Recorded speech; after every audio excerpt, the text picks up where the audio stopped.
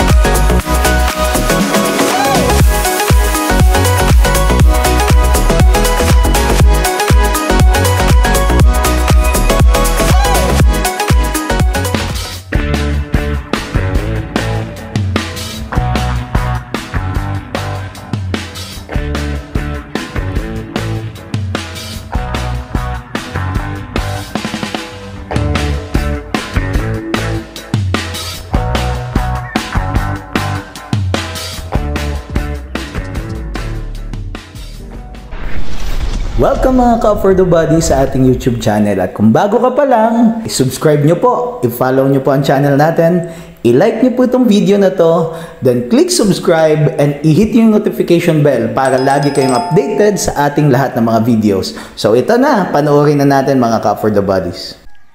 Yes, hello, good morning mga ka-for the bodies. What a beautiful day. Isang mapagpalang araw po sa lahat ng mga subscriber po natin, mga YouTube followers po. Nandito po tayo ngayon sa bayan ng Santa Elena at meron po tayong property na binibideo po ngayon. Tuhog po siya ng kalsada mga ka-farm lot po, ka-for the body. So maganda, tabing ilog pa po siya. So meron pong ilog po, ano po, imagine ilog yan. Tapos ang maganda ho, tabing kalsada pa. Ayan, kalsada, paakyat po hanggang dun. Ano ho, tuhog po siya, left and right, sakop po ng property. So dito, sakop po, dito sakop din po. So may kapatagan po siyang kasama mga ka-for the bodies. So ang ganda nito, grabe, may ganito palang farm ngayon na available. Ano, location wise 100% maganda po talaga siya. Ano, isa po sa magagandang property nakita ko location kasi may flat po siya, tapos yung terrain niya pataas, mayroon na pong kalsada. At saka ang layo po nito mula sa bayan is just only 10 minutes away po mula sa bayan po, sa pinaka-town proper po ng Santa Elena. So ayan, kasama po yung kapatagan na yan. Ayan, may kapatagan pong kasama mga ka-for the bodies. So ayan po, may mga punong mangga. Ano, yan, approximate po ito, mga nasa 300 to 400 po na puno ng nyug po ito. 2.5 hectares po ang sukat po ng property. So ayan po. Ay, naglulukad po sila doon. Ano, so patag po ito, tapos may talampas po doon. Andun. Patag din po doon. Tapos maganda. Ayan, tabing ilog po ito. Kita ko natin sa inyo. Ayan, may source of water, strong source of water, and may kalabaw nga naliligo. Yun po yung ilog nandun sa kabila. Yan, tabi ng property. Ayan. Jesus name. Ayan po. Sama po yung ilog na yan. Ayan po mga kapatid. Ayan, maagos po yung ilog. Okay. So ganda nitong property na to mga ka-for the bodies. So akitin po natin. Ito yung flat area niya po dito sa baba, tapos yung talampas flat din doon. Ano ho, so ito po yung mga puno ng nyug, mga nasa around ito mga nasa ano na po ito, 25 years. Okay, malimit dito ang nyug pero doon siksik. Ano, kasi ito yung flat area. Okay po, may mga kawayan para kung halimbawa gusto nyo pong magpagawa ng kubo. Ayan, may mga pwede na po kayong pagkunan po ng gagamitin pag kubo. Okay, may mga puno ng mangga, may mga fruit bearing po siyang kasama. Ganda po ito. Hanggang dun pa siya ate, ano? Kasama pa yon. Okay, tara. Alam naman na po. So, andito. Balik tayo sa kalsada mga ka-for the bodies para makita nyo po.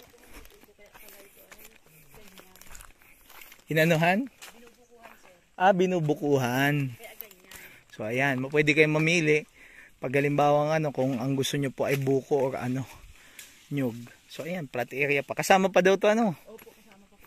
Oh, ganda. Oh, flat area din po ito. Iba-iba din. Ganda oh. Pwedeng pagbahayan dito. Ayan. May ilog pa pong kasama. May source of water po dito. So paligid po siya ng ilog. Tapos tabing kalsada. Yun yung maganda. Tara, akyat tayo doon.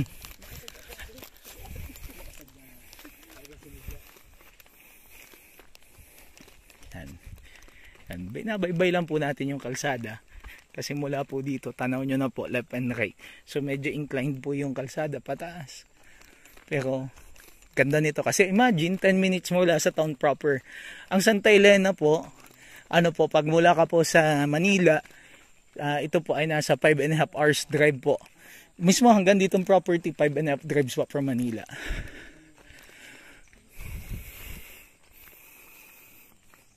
Ayan yung flat area. Kasama po.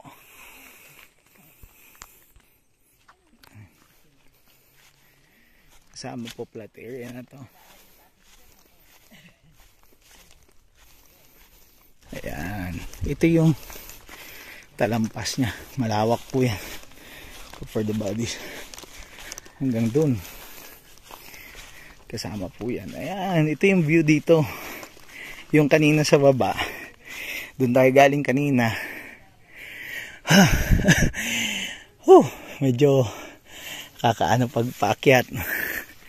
Nandito na po tayo ngayon. Ang ganda po dito. Napakaganda. Kasi tabing kalsada. Bihira yung farm lot na ganito na tabing kalsada. Yan po, may mga puno ho tayo ng mahogani pili. Mahogani ano. Para kamukha ng pili, mahogani. Okay, hanggang dun pa po. Hanggang saan to? Hanggang saan to? Te? Diyan sir, sa unahan pa po. Unahan pa. Lakad pa tayo.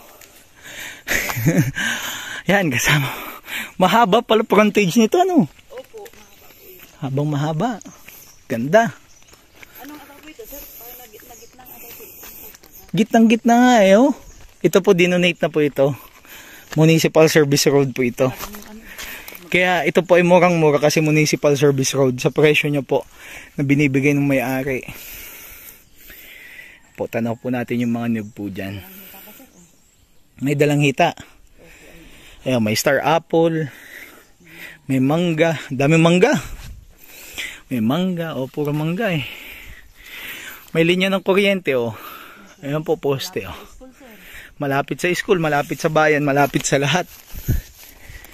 Hanggang saan? Hanggang doon sa poste na yon. Natatanaw. Unahan pa. Hanggang dyan sa poste.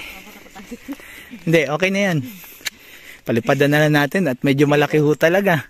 So ayan mga ka-for the bodies, napakaganda nitong property na to. So check po natin, aerial shot po natin. Ayan nga po mga ka-for the bodies, ito po yung aerial shot natin ng property. Makikita nyo po yung mahabang frontage po natin sa kalsada. Yan po ay Barangay Service Road. At yan po yung dulo ng property. Ikutin po natin hanggang doon. Ayan. Ito po yung hangganan naman dito sa harapan. Ano po, yan po yung may ilog. May ilog na maliit po yung sa simula ng video natin. Tapos nandyan po sa parteng kanan yung flatland dyan sa baba. Yung may nakapark po na pick up po na sasakyan natin. Yan po yung nandyan po sa upland po. Yung mataas na portion po ng lupa. Yung talampas niya. At ayan naman po yung boundary sa likod. So ayan mga ka-for the bodies, yung mga areas po natin dito sa property. Tapos po, diyan po yung hangganan niya. Yan naman po, yung portion po, yung sloping niyan, yung pababa po na yan, yung portion niya po sa kabila. I-determine natin yung boundaries po niyan. Ayan po yung boundary po niyan. Yan. Then, dito naman po tayo sa kabila. Yan pong binigay ko po na boundary po, mga ka-farm lot po, ay according dun sa itinuro po ng caretaker po natin at ng may-ari. Ano ho? So, ito po yung talampas po na portion. Yan. Ano ho? Ang maganda po dito sa property po na to, napaka-linis na po siya mga ka-for the bodies. May mga ano po na area. Ano po? Flatland area. Tapos, sa may mga interested po ng property, i-request nyo lang po yung map plan sa akin. Isisend ko po sa inyo through your messenger para at least makita po ninyo. Ano ho? So, ayan yung bungad ng property, yung entrance po natin, mga ka-for the bodies. Kitang-kita po dyan yung left and right na tagos ng ilog. Tapos, yan po yung kalawakan, papasok po dun sa area. Kaya, napakaganda po. Ang travel time lang po natin ito mula sa bayan is nasa 15 minutes lang po, 10 to 15 minutes. Ano ho, na tinakbo ho natin to. Tapos fully concrete road po siya papunta po dito sa property. Okay, kaya napakaganda. Yan naman po yung boundary dito sa kabila. Ano ho? So, kitang-kita po dyan. Dati ang kinagisnan ho talaga nila yung mga baybayin ng mga ilog ng mga sapa na hangganan. Pero yan po is madidetermine po natin yan. Once na interested po kayong bilhin yung property, papa-relocation survey po natin para talagang identified po yung hangganan ng property. And may mapa naman po tayo niyan. May approved plan po yung property po natin. This is a titled property po, mga ka-farm lot po natin. Yan. Napakaganda kahit po ako tuwang-tuwa nang makita ko po ito. Kasi talagang jackpot po ang makakabili po nito. Highly recommended ko po ito. Lahat naman po ng mga properties po natin is carefully po na nag-due diligence po tayo dyan mga ka-for the bodies. So, ayan mga ka-for the bodies, hanggang dito na lamang po yung videos po natin. Sa mga interested, andyan po yung contact details po natin. Message nyo po ako sa Viber, sa WhatsApp. Then we have our Facebook page. Dalawa po yan. Isang page, isa pong Facebook account. Then we have our YouTube channel po. And sa TikTok, ayan po yung TikTok ID po natin. So, mga ka-for the bodies, thank you po. And maraming salamat po sa inyo, sa mga suporta po. Higit sa lahat, maraming salamat po sa Panginoon po natin. Sa Kanya lamang ang kapurihan at tanging Kanya lamang, mga ka-for the bodies. Hanggang dito na lamang po tayo. See you po tayo sa next video. God bless po. Ingat po sa lahat. Bye-bye.